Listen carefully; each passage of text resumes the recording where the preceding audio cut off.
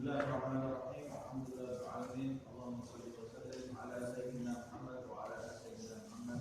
Nawaitu ta'allum wa ta'lim wa tadabkur wa tadhkir wa nafa wa intifa' wa ifadah wa istifadah wa hadha wa tamassuk bi kitabillah wa sunnati rasulih wa du'a ila huda wa dalalah ala khair wa ittibaa wa huda wa mardati wa hudud wa tawakal subhanahu wa ta'ala. Kita lanjutkan.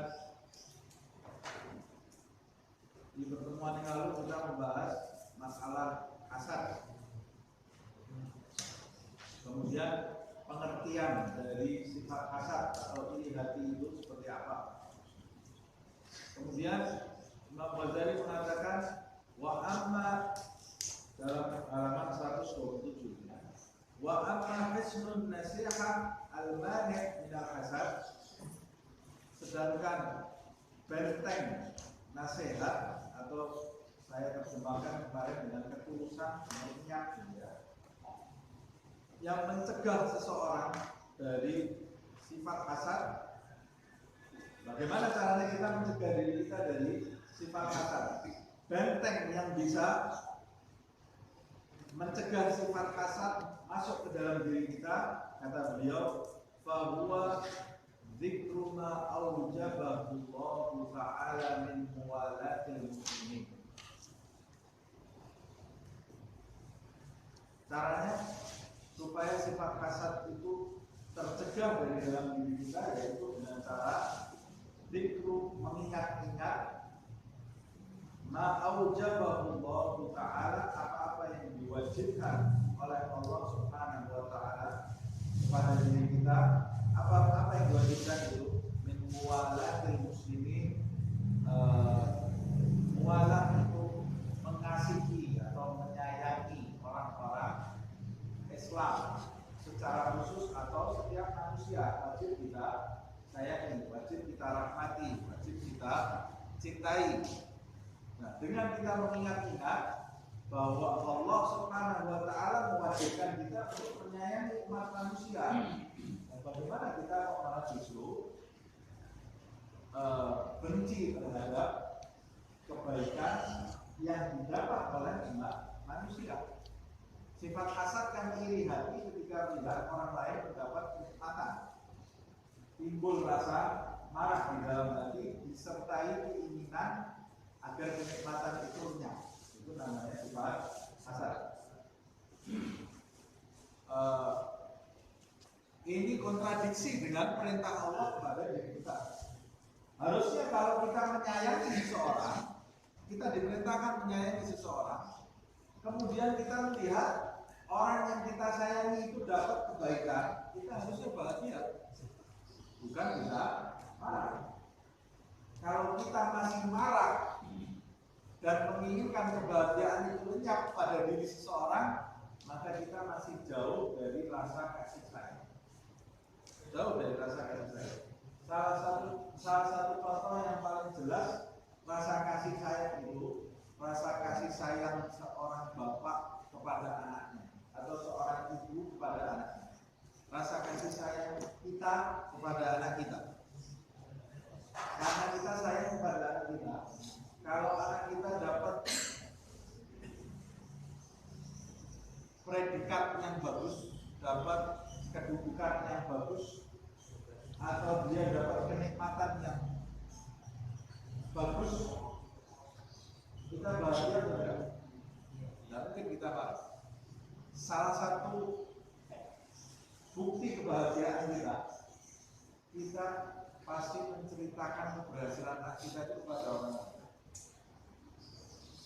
Kita ceritakan keberhasilan anak kita. Masya Allah, anak saya berhasil lulus A, lulus B. Anak saya berhasil mendapat peringkat A. Oh, Masya Allah, anak saya berhasil dalam usahanya. Oh, Masya Allah, anak saya berhasil dalam A, dalam B. Nah, ini wujud cinta seorang bapak kepada anak. Nah, sebetulnya cinta itu ciri-cirinya seperti itu. Dan mungkin seorang bapak atau seorang ibu benci atas keberhasilan anaknya, kemudian menutupi keberhasilan anak. Oh, ciri-cirinya orang kalau benci, iri terhadap seseorang, lihat orang yang dia hasad, dia benci itu dia lihat orang itu berhasil, pasti dia tidak mungkin menceritakan keberhasilan itu kepada orang lain.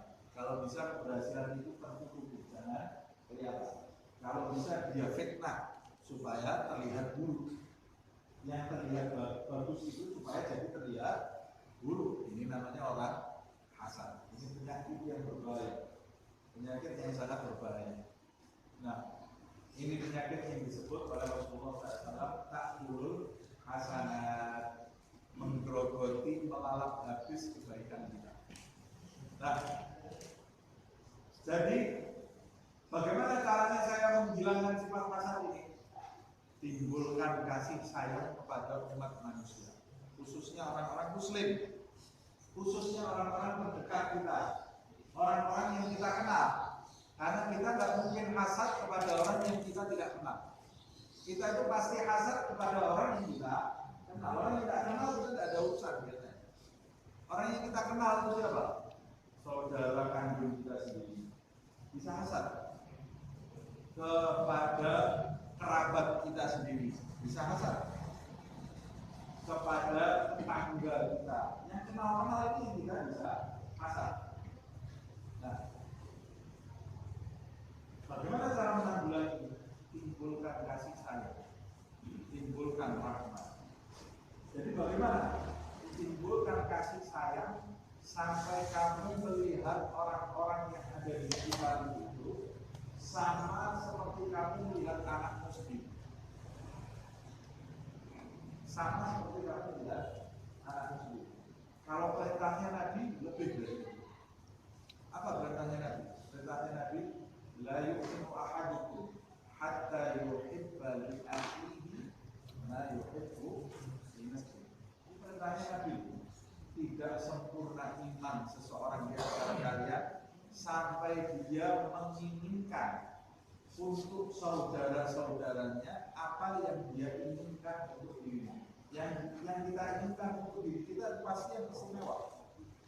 Kalau kita belum menginginkan untuk saudara-saudara kita sesuatu yang istimewa seperti yang kita inginkan untuk diri kita, berarti belum sempurna iman kita. Berarti rasa mualah, kasih sayang terhadap orang yang ada di sekitar kita, terhadap umat manusia, khususnya orang-orang muslim, rasa kasih sayang terhadap mereka itu berkaitan erat dengan rasa iman, dengan keimanan yang ada di dalam dada kita. Ini sabda Rasulullah SAW. Nah, orang yang masih memelihara sifat hasad di dalam hatinya, dia masih jauh dari keimanan. Jauh dari keimanan. Kalau orang yang menginginkan kebaikan untuk saudaranya, tetapi tidak seperti yang dia inginkan untuk dirinya, tapi dia sudah menginginkan kebaikan untuk saudaranya, tapi belum menginginkannya seperti untuk dirinya, itu kata Nabi masih belum sempurna imannya. Bagaimana dengan orang yang menginginkan keburukan untuk saudara? Dia jauh dari kesempurnaan, jauh dari iman.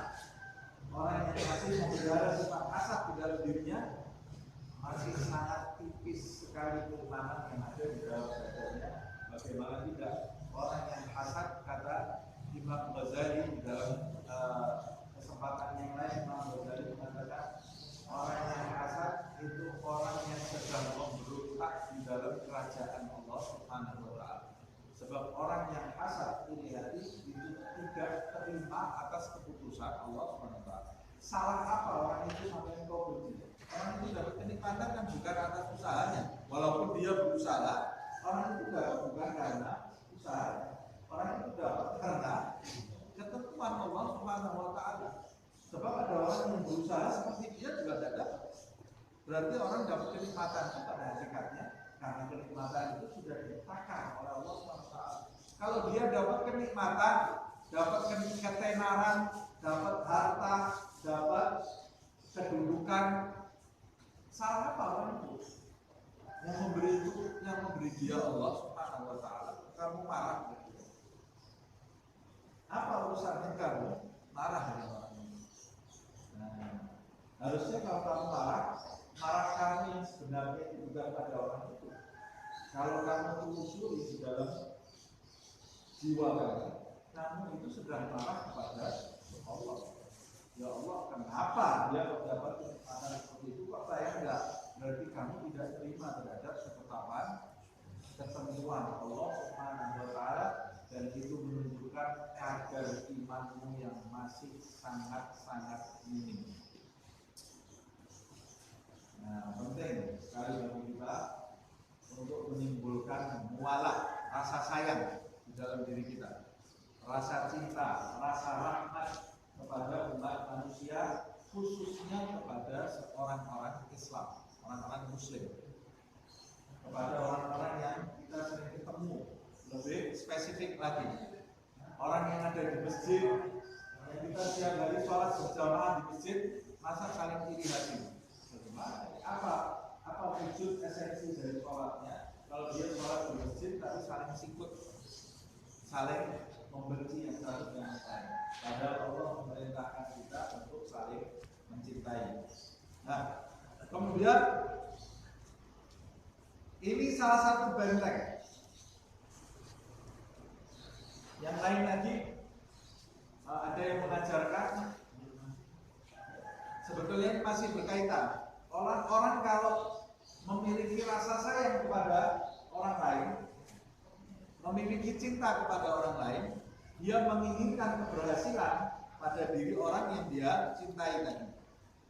Jadi dia akan bahagia kalau orang yang dia cintai itu berhasil mendapatkan nikmat. Plus dia akan sering mendoakan orang ini. Makanya orang tua itu sering mendoakan anaknya. Kenapa? Karena dia cinta kepada anaknya. Setiap dia lihat ada orang nggak benar di jalan, dia angkat tangan, ya Allah selamatkan anak saya. Setiap dia lihat ada orang yang berhasil, dia angkat tangan, ya Allah jadikan anak saya anak yang berhasil. Setiap dia lihat ada orang soleh, dia angkat tangan, ya Allah jadikan anak saya anak yang soleh. Setiap dia lihat ada peristiwa yang enggak baik, ada peristiwa yang menakutkan, atau ada kecelakaan, atau ada bencana, yang pertama dia doakan, ya Allah selamatkan anak saya. Kenapa terjadi itu? Karena orang tua itu cinta kepada anaknya. Jadi karena orang tua itu rajin mendoakan anak, sayang kepada anaknya, orang tua itu tak mungkin iri kepada anaknya. Nah, caranya kita supaya terkikis sifat iri hati kepada orang lain, caranya menimbulkan sayang, cinta. Cara menimbulkan sayang dan cinta, angkat tangan, doakan orang-orang di sekitar kita. Doakan, terutama orang yang kita masih namanya kita sudah belajar, umpamanya kita punya rasa iri hati kepada orang lain. Tidak tahu kenapa, kok sama orang ini berhasil, saya pasti marah. Kalau kita punya rasa seperti itu, cara mengikisnya bagaimana? Lawan rasa iri hati itu dengan cara mendoakan. Ketika kita mendoakan, kita mengingatkan diri kita bahwa ini perasaan yang salah, perasaan yang tidak diridhoi oleh Allah Subhanahu wa Ta'ala. Perasaan yang diridhoi itu justru kamu bahagia atas keberhasilan orang ini, seperti apapun orang itu. Nah, tapi kan kita sudah belajar dalam pertemuan yang lalu ada tiga istilah sebetulnya yang saling mirip ya, antara hasad, iri hati, ghibthah. Ghibthah itu mendambakan sesuatu. Yang ketiga adalah ghirah. Itu ada perbedaannya. Kalau hasad, marah terhadap atau menginginkan apa yang didapat oleh saudara kita, disertai rasa marah dan menginginkan kenikmatan itu kenikmatan itu hilang dari saudara kita. Ini namanya hasad. Tapi kalau kita menginginkan apa yang didapat, kenikmatan yang didapat oleh saudara kita tanpa rasa benci, tanpa menginginkan kenikmatan itu lenyap dari saudara kita, ini namanya ghibthah. Ghibthah. Ya Allah, kenapa dia bisa kaya, saya kan nggak bisa kaya? saya harus bisa kaya seperti dia, tanpa benci pada orang ini dan tanpa menginginkan kenikmatan itu hilang dari orang tersebut. Ini namanya ridho. Halal atau tidak itu boleh, itu namanya persaingan yang positif. Ada lagi, kita menginginkan kenikmatan itu hilang pada orang lain demi kebaikan orang itu. Nah, umpamanya saya kasih contoh di pertemuan ini, refresh supaya kita tidak lupa lagi ya. Di pertemuan yang lalu saya kasih contoh, umpamanya kita lihat saudara kita punya mobil, umpama ini ya, salah satu contoh, punya mobil. Saat dia punya mobil, dia itu jadi menggunakan mobilnya tempat-tempat yang tidak baik. Umpama mobil ini dia gunakan tempat-tempat yang tidak baik. Dia fungsikan untuk hal-hal yang bisa mendatangkan murka Allah SWT. Dulu dia tidak punya mobil, tidak seperti ketika dia dapat mobil dia jadi seperti ini. Contoh saja ya. Contoh saja. Kemudian kita angkat tangan, ya Allah, kalau mobil ini mendatangkan keburukan bagi orang ini tidak apa. Lebih baik menyatakan saja mobil ini. Boleh nggak ya? Kita menginginkan kenikmatan yang ditentukan Allah untuk orang kita ya, lenyap. Tapi kita menginginkan itu karena rasa cinta, bukan karena rasa benci. Seperti kita ketika melihat anak kita, tidak betul diingatkan nggak bisa dia rusak karena HP. Sudah terlanjur diberikan HP, sudah besar ya. Kita mau ngambil HP-nya, mau rebut HP-nya bisa lalu. Kalau masih kecil bisa kita rebut saja. Tapi kalau kita ambil begitu saja, wah dia sudah besar, bisa. Orang tua itu pasti diam-diam, mudah-mudahan HP-nya rusak, nggak bisa lagi. Ini berarti kan mendoakan keburukan, tapi karena cinta, bukan karena benci. Ini umpama saja ya. Jangan ditangkap contohnya, tapi ditangkap pelajaran dari contoh tadi. Nah, ini namanya ghirah, kecemburuan, dan ini dibolehkan. Yang tidak dibolehkan, yang pertama tadi. Nah, cara menanggulangi yang pertama tadi dengan cara menimbulkan kasih sayang dengan cara banyak mendoakan. Kemudian wahismu hadal husni, sedangkan benteng dari benteng yang ada untuk mencegah kita dari sifat hasad ini. Jadi benteng di atas benteng. Maksudnya ada jalan lain, atau supaya kita benar-benar terhindar dari sifat hasad ini. Pertama kita harus punya kasih sayang, yang kedua kita harus punya dzikru ma 'azzamallahu ta'ala min haqqil mu'min wa rif'an qalbihi. Mengingat keagungan yang dilimpahkan Allah Subhanahu wa taala, mengingat-ingat keagungan yang diberikan Allah Subhanahu wa taala kepada orang-orang yang beriman dan tingginya derajat kedudukan orang yang beriman. Setiap orang yang beriman itu Allah memberikan kedudukan yang tinggi. Kalau bukan yang beriman, kalau manusia biasa yang tidak beriman, ya tetap Allah itu memberikan derajat kepada setiap manusia, walaupun dia tidak beriman. Walaupun derajat orang yang beriman itu, orang yang Islam derajatnya pasti lebih tinggi. Tapi manusia itu sendiri diberi kelebihan oleh Allah SWT. Apa kelebihannya? Makhluk yang paling istimewa, makhluk yang paling sempurna. Laqad khalaqnal insana fi ahsani taqwim. Jadi setiap manusia itu harus kita hargai. Kalau setiap manusia walaupun tidak beriman harus kita hargai karena sisi manusianya yang diberikan oleh Allah SWT. Lebih-lebih lagi orang yang beriman kepada Nabi Muhammad SAW. Punya kedudukan yang tinggi walaupun dia itu orang beriman kelas awam. Makanya Abu Ali bin Muhammad Al-Habsyi di dalam kitabnya dia mengatakan, andai Allah meningkatkan tirai kelebihan yang ada pada orang yang baru syahadat, orang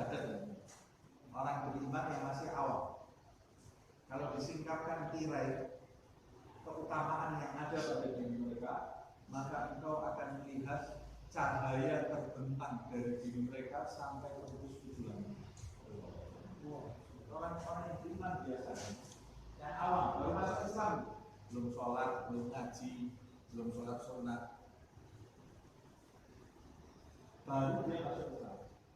Dan bagaimana kalau orang yang sudah ngaji, sholat, orang yang ke masjid, orang yang sedekah, orang yang zikir, penuntut ilmu, ulama, waduh, kedudukannya seperti apa di sisi Allah Subhanahu wa ta'ala, walinya Allah, ya Allah, kedudukannya seperti apa.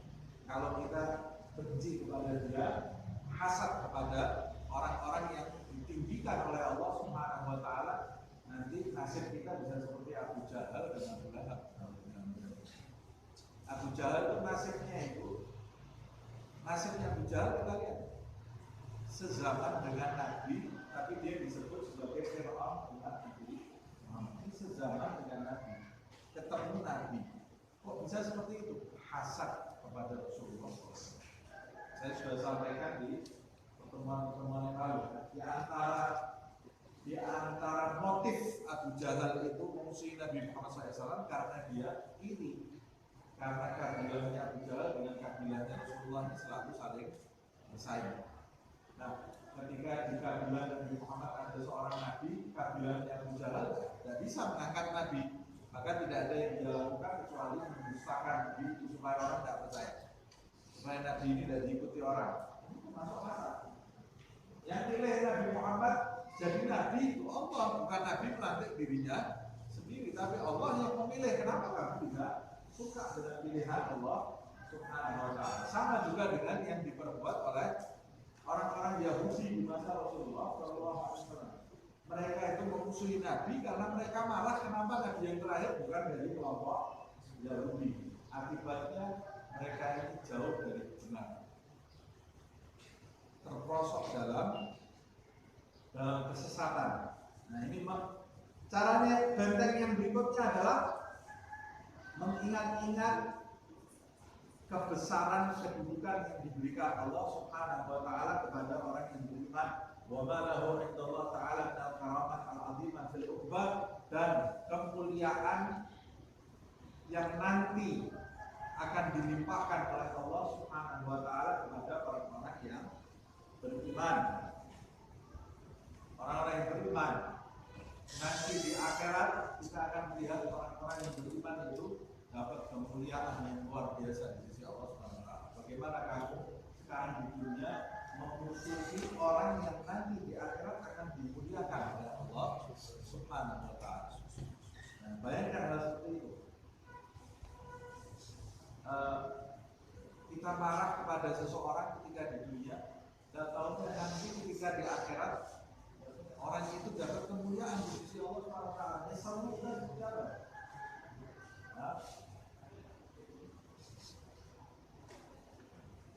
seperti cerita miskinah gitu ya.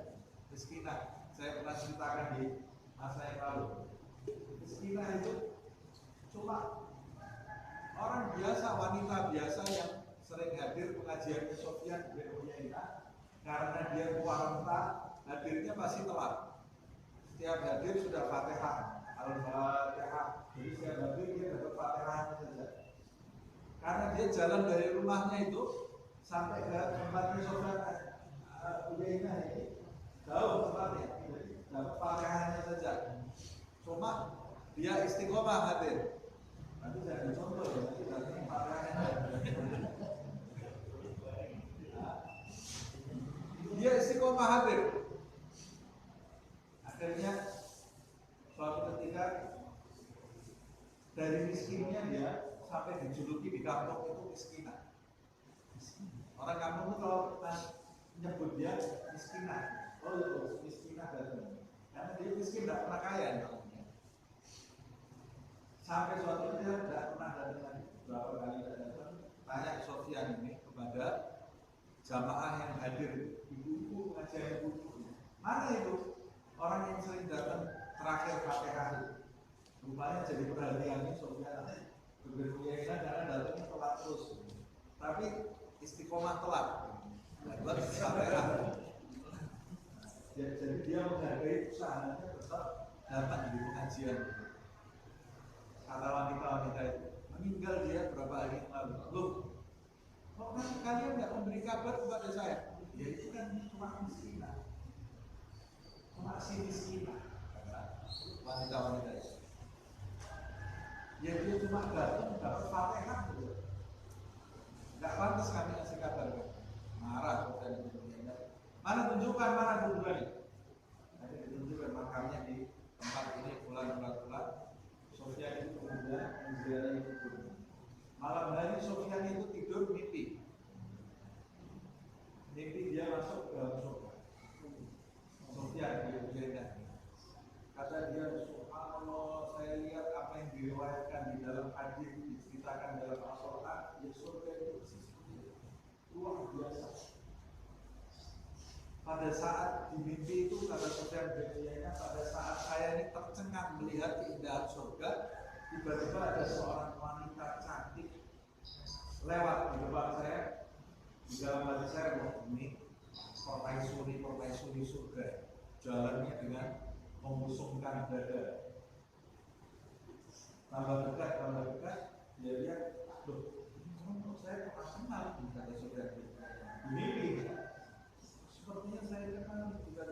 Loh, ini miskinah yang suka hadir di pengajian saya ini, yang tua renta itu ya. Jadi nanti di surga tidak ada orang tua.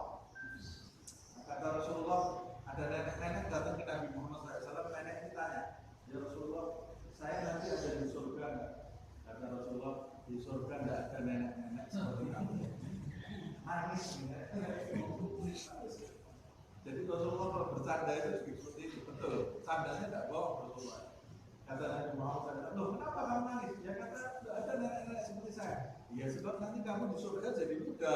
Kata Nabi Muhammad, tidak ada nenek-nenek. Di surga tidak ada nenek-nenek, semuanya muda semuanya. Tidak ada kakek-kakek juga, semuanya kembali muda. Tapi nanti oleh Allah Subhanahu wa Ta'ala, tidak ada orang jelek, semuanya cakep, cantik semuanya. Tapi oleh Allah ditinggalkan ciri khas kita di dunia, yang nanti ketika teman kita yang kita tahu kalau itu kita ciri khasnya tidak dicabut. Nah, cuma sempurna. Nah ini Sofyan bin Uyainah waktu lihat, loh miskinah, ciri khasnya masih ada ya. Kemudian dia panggil, miskinah, ya miskinah. Nengok, ternyata betul miskinah. Panggil aja miskinah, berarti miskinah betul kan? Nengok siapa? Tapi dia bilang ke Sofyan, ya Sofyan, zahabatil maskana. Hei Sofyan, jangan panggil aku miskinah lagi. Jangan panggil aku miskin lagi. Sudah hilang kemiskinan. Aku sekarang sudah kaya. Nah, dari surga Allah jadi tetap dipanggil miskin. Kemudian dia jalan tegap, membusukkan dadanya, meninggalkan Sofyan. Kata Sofyan, dia meninggalkan aku. Aku tanya lagi, hei miskinah, kenapa kamu jalan seperti jalannya permaisuri seperti itu? Dia bilang, hei Sofyan, ini aku baru niru jalannya pembantu surga. Oh, jalannya ratu-ratunya lebih hebat dari ini. Terus dia bangun dari tidur. Nah, ini kedudukan orang beriman ini. Nanti kita lihat, kita memandang rendah orang di dunia ini. Kita lihat orang ini bisa di surga termasuk orang yang diangkat derajatnya oleh Allah Subhanahu wa Ta'ala. Apa tidak malu kita nanti ketika masuk surga lihat orang ini diangkat derajatnya oleh Allah. Kita dulu di dunia sebagai musuhnya dia. Bayangkan ini terus ibaratnya. Kalau kita hasad kepada seorang, ini mungkin orang yang diangkat derajatnya oleh Allah telah di surga. Wa ma laka fihi minal fawaid al-jalilah fi dunya. Dan engkau mungkin mendapatkan manfaat yang besar ketika di dunia. Minat ta'awun wa tadahur, dari saling membantu kepada orang itu, saling mendukung yang satu dengan yang lain. Kalau kamu ketika di dunia saling membantu dengan orang itu, kamu akan mendapatkan manfaat, saling mendukung dengan orang itu, kamu akan mendapatkan manfaat. Bayangkan itu juga. Ini mungkin orang yang dimuliakan Allah. Kalau saya mendukungnya, saya sangat mendukung dengan dia, saya nanti akan dapat manfaat yang luar biasa. Wal jamaat wal jumu'at, di antaranya kamu mungkin bisa satu jamaah dengan dia, satu hadir di sholat Jumat dengan orang tersebut. Tsumma ma tarju min syafa'atihi bil akhirah, kemudian kamu mungkin bisa mendapatkan syafaat dari orang itu nanti ketika di akhirat. Bayangkan hal-hal seperti itu yang bisa mengikis sifat hasad di dalam diri kamu. Guru saya pernah mengatakan, jangan kamu pernah memandang rendah seseorang atau membenci seseorang, karena boleh jadi orang yang kau anggap sepele, kau anggap remeh di dunia itu, yang mungkin kau permainkan ketika di dunia atau kau benci ketika di dunia, boleh jadi orang itu nanti di akhirat yang menarik kamu dari api neraka, yang menarik kamu dari situasi yang membahayakan. Malunya kamu seperti apa? Dulu waktu di dunia kamu anggap sepele orang itu, atau kamu iri hati dengan orang, benci kepada orang. Nanti ketika di akhirat, tahu-tahu orang itu yang menyelamatkan kamu dari kondisi yang berbahaya di akhirat. Kamu waktu diselamatkan itu malunya terhadap apa? Malunya seperti apa, Bapak? Malu sekali gitu. Makanya jangan pernah menganggap remeh seseorang. Nah, sebagai penutup, fahadihi wa nahwa mimma yub'its 'ala rizqi li kulli muslim. Apa yang saya jelaskan tadi dari Hisnul Nasihat dan Hisnul Hadal Hisni, bentengnya benteng di atas, atau yang semacam dengan itu adalah hal-hal yang bisa membangkitkan ketulusan kepada orang Muslim atau kepada seluruh umat manusia. Wa yujannibuka an tahsudahu fi ni'matin a'tahu Allah Ta'ala iyyah, dan berguna untuk menjauhkan dirimu dari iri hati terhadap nikmat yang diberikan Allah kepada mereka.